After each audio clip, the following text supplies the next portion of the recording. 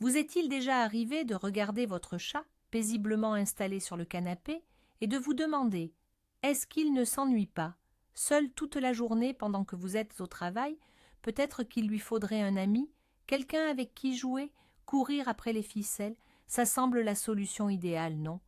Et si je vous disais que cette décision, prise pourtant avec les meilleures intentions du monde, pourrait devenir la plus grande erreur de votre vie et transformer votre maison en un véritable champ de bataille?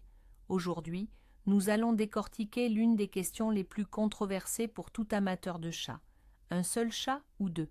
Nous allons passer en revue tous les arguments pour et contre, déconstruire les mythes populaires et vous fournir une checklist qui vous aidera à prendre la bonne décision. Je vous le promets, après cette vidéo, vous verrez votre compagnon à quatre pattes d'un tout autre œil. Pour comprendre l'âme féline, faisons un petit détour par l'histoire. Les ancêtres sauvages de nos félins domestiques, les chats des steppes, étaient des solitaires convaincus. Ils chassaient seuls, défendaient farouchement leur territoire et ne croisaient leurs congénères que pour se reproduire. Cette indépendance et cette territorialité sont ancrées dans leur ADN. Pourtant, il y a un paradoxe. Après des millénaires passés aux côtés des humains, les chats ont énormément évolué. Ils ont appris à vivre en groupe dans ce qu'on appelle des colonies, surtout là où la nourriture est abondante et facile d'accès, comme près des habitations humaines. Ils sont devenus des créatures beaucoup plus sociales. C'est précisément ce conflit interne entre l'instinct du chasseur solitaire et cette sociabilité acquise qui est au cœur du problème. Votre chat n'est ni un animal sauvage, ni un humain ayant constamment besoin de compagnie. C'est un être unique qui évolue en permanence à la frontière de ces deux mondes. Alors, attaquons-nous d'abord au mythe le plus répandu, celui qui dit « Tous les chats ont besoin d'un compagnon ». C'est une idée reçue extrêmement dangereuse. Imaginez qu'on vous oblige à partager votre chambre avec un parfait inconnu que vous n'avez pas choisi. Vous pourriez avoir de la chance et devenir les meilleurs amis du monde. Ou, au contraire, ça pourrait être l'enfer. Pour les chats, c'est exactement le même scénario, à la seule différence qu'ils ne peuvent pas faire leur valise et s'en aller. La décision d'adopter un deuxième animal ne doit jamais reposer sur une règle générale, mais uniquement sur les particularités de votre chat, son âge, son tempérament et son histoire. Ignorer ces facteurs, c'est la garantie d'un stress permanent, à la fois pour les deux animaux et pour vous. Nous allons justement voir ensemble comment déterminer quel est le type de votre compagnon et s'il a réellement besoin d'un ami ou s'il est parfaitement heureux d'être l'unique roi de son royaume. Mais comment savoir si votre chat est vraiment seul? Après tout, il ne peut pas nous le dire directement. Cependant, il a ses propres moyens de vous envoyer un signal. Le premier, et le plus évident, c'est le comportement destructeur. Si, en rentrant à la maison, vous trouvez le papier peint arraché, des câbles grignotés et des rouleaux de papier toilette déroulés dans tout l'appartement, ce n'est peut-être pas une vengeance, mais un véritable appel à l'aide. C'est la façon pour votre chat de libérer l'énergie accumulée et d'essayer de se divertir. Un autre signe, c'est la vocalisation excessive. Votre chat miaule fort et sans raison lorsque vous êtes là, ou, comme s'en plaignent les voisins, il hurle quand vous êtes absent. L'apathie et la perte d'intérêt pour des jeux qu'il adorait auparavant peuvent également indiquer un profond ennui. Certains chats se toilettent excessivement au point d'avoir des plaques sans poils. Cela, c'est le signe d'un stress très sérieux. Si vous remarquez un ou plusieurs de ces comportements, c'est le moment de vous poser les bonnes questions. TAS. Abordons les points positifs. Le plus important, c'est évidemment la compagnie. Deux chats qui s'entendent bien sont une source d'amusement inépuisable l'un pour l'autre. Ils vont faire des courses-poursuites dans l'appartement à 3 heures du matin, se chamailler pour une souris en peluche ou simplement regarder ensemble les oiseaux par la fenêtre. Ce n'est pas qu'un simple jeu, c'est une stimulation physique et mentale essentielle.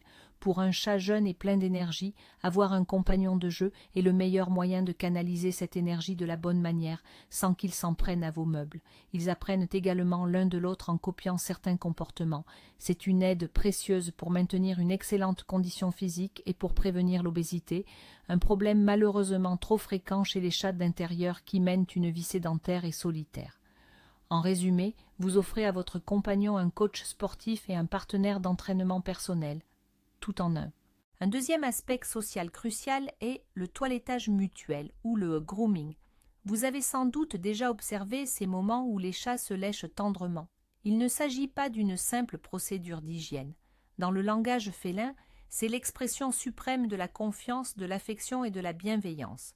Ce processus, que l'on appelle l'allo-grooming ou allo-toilettage, renforce considérablement les liens sociaux au sein du groupe.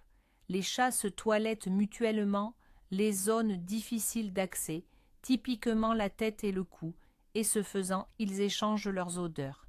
Ils créent ainsi un parfum commun, une fragrance familiale. Cela leur permet de se sentir unis, de former une seule et même famille.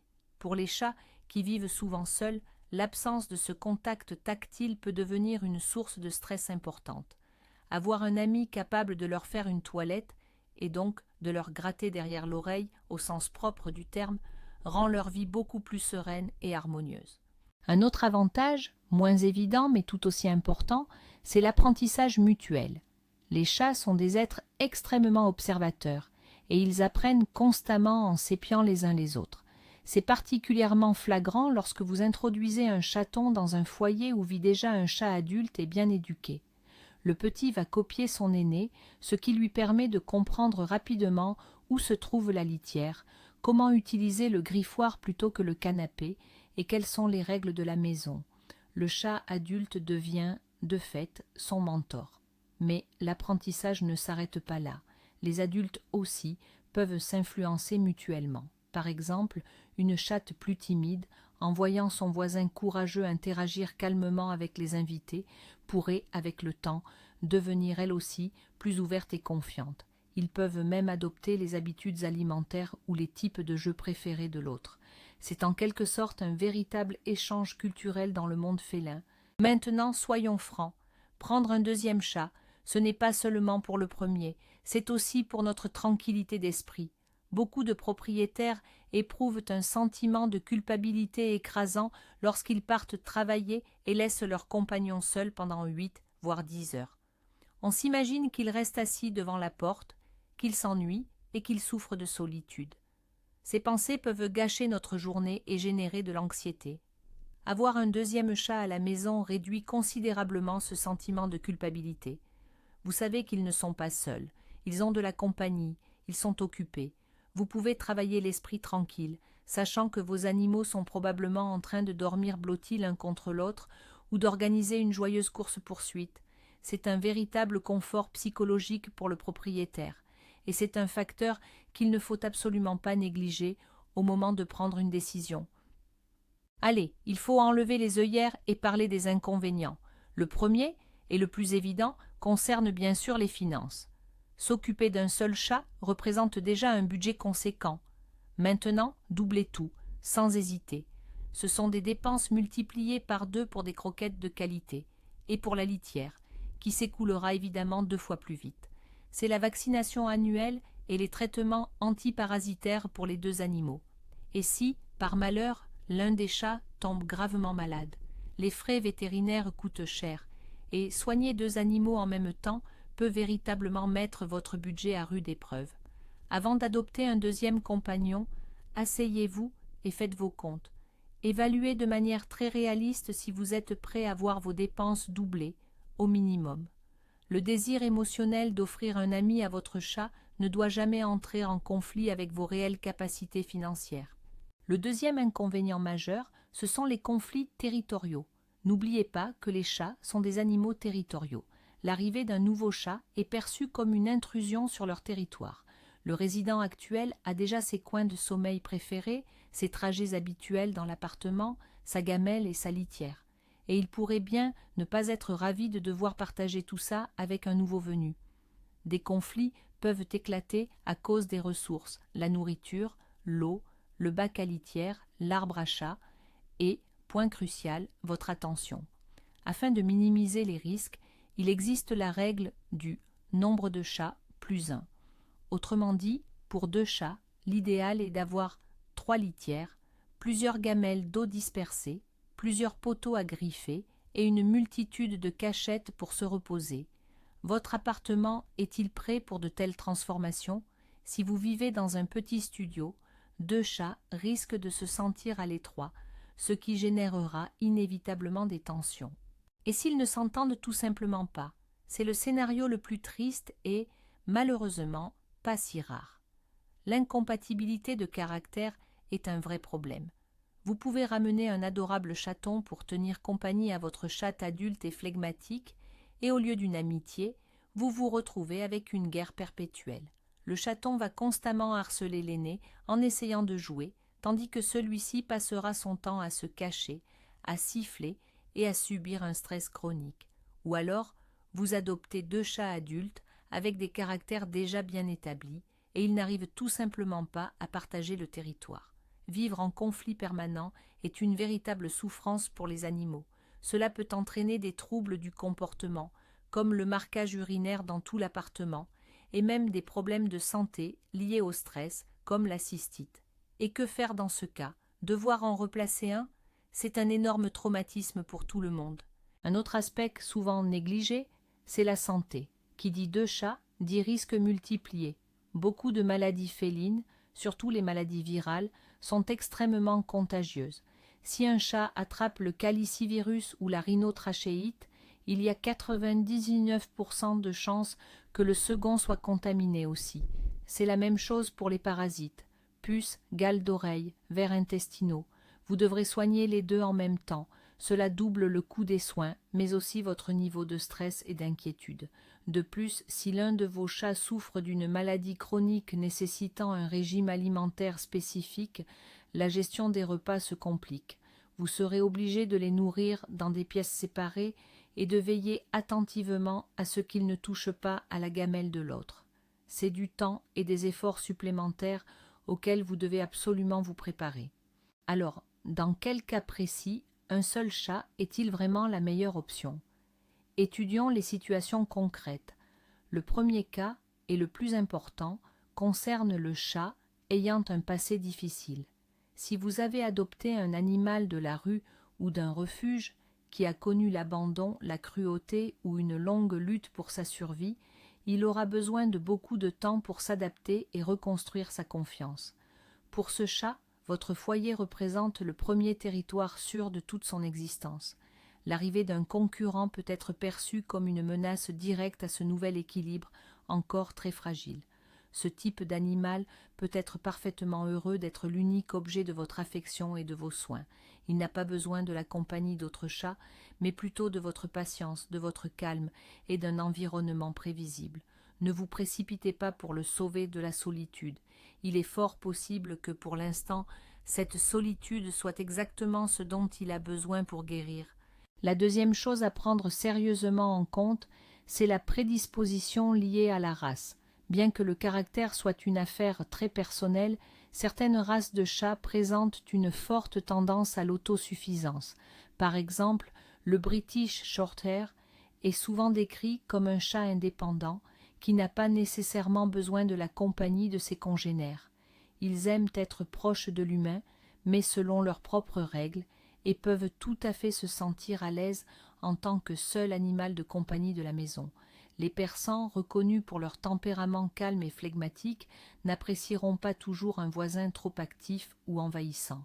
Avant d'adopter un second animal, renseignez-vous sur les spécificités de la race de votre chat.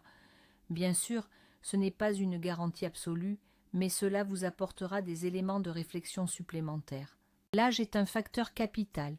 Introduire un chaton plein d'énergie auprès d'un chat âgé de 10 ou 12 ans, voire plus, est, dans la majorité des cas, une très mauvaise idée. Imaginez un peu le retraité qui doit cohabiter avec un adolescent hyperactif et sa musique à fond. L'animal âgé a besoin de calme, de stabilité et d'un mode de vie serein et prévisible. Il souffre peut-être d'arthrose, il dort beaucoup et n'a aucune envie de participer à des jeux bruyants. Le chaton, lui, va constamment le harceler, lui sauter dessus, tenter de l'impliquer dans le jeu. Ce comportement ne fera que provoquer irritation et stress chez notre senior. Cela pourrait même sérieusement compromettre la santé du chat âgé. Si vous souhaitez vraiment adopter un autre animal alors que votre compagnon actuel est déjà âgé, la meilleure solution est d'attendre. Pour finir, soyons honnêtes et examinons de près notre mode de vie. Combien de temps passez-vous à la maison? Quelle est la superficie de votre logement? Si vous vivez dans un petit studio, que vous êtes constamment en déplacement ou absorbé par le travail, avoir 2 chats pourrait générer plus de soucis que de bonheur. Ils risquent d'être simplement à l'étroit, ce qui provoquera des conflits territoriaux. De plus, vous risquez de manquer de temps et d'énergie pour accorder une attention équitable aux 2 animaux. Même si les chats peuvent s'occuper l'un l'autre, ils ont toujours besoin d'interaction avec leur maître. Si vous devez diviser votre attention par 2 alors que votre temps est déjà compté, l'un des 2 pourrait se sentir délaissé ou négligé.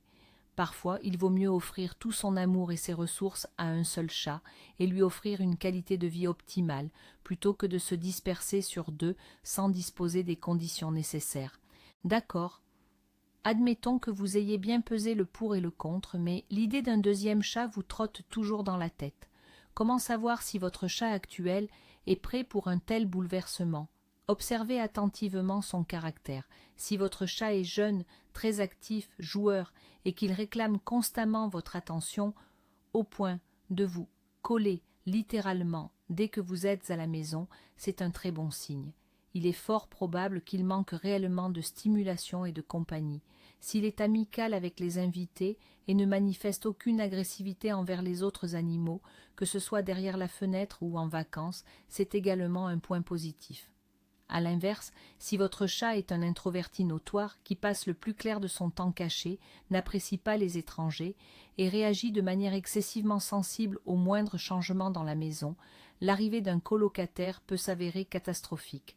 Dans ce cas, il serait préférable de concentrer vos efforts sur l'enrichissement de son environnement plutôt que sur la recherche d'un nouveau compagnon. Si vous avez pris votre décision, qui devriez-vous choisir pour former un duo? Il existe plusieurs règles d'or pour maximiser vos chances de succès. L'idéal est d'adopter 2 chatons de la même portée.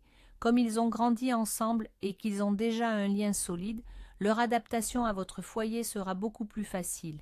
Si vous possédez déjà un chat ou une chatte jeune et joueur, il est conseillé d'opter pour un chaton de sexe opposé.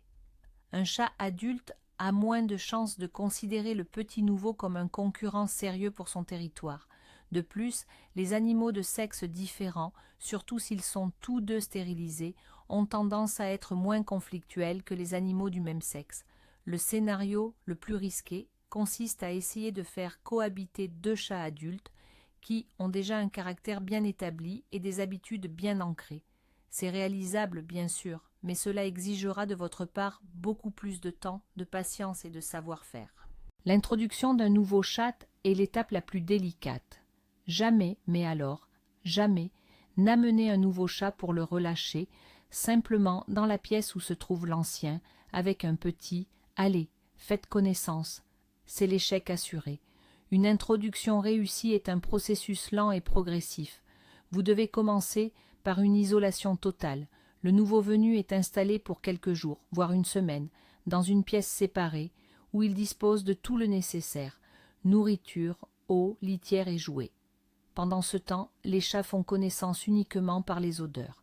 Vous pouvez échanger leur couchage ou les caresser tour à tour avec le même linge.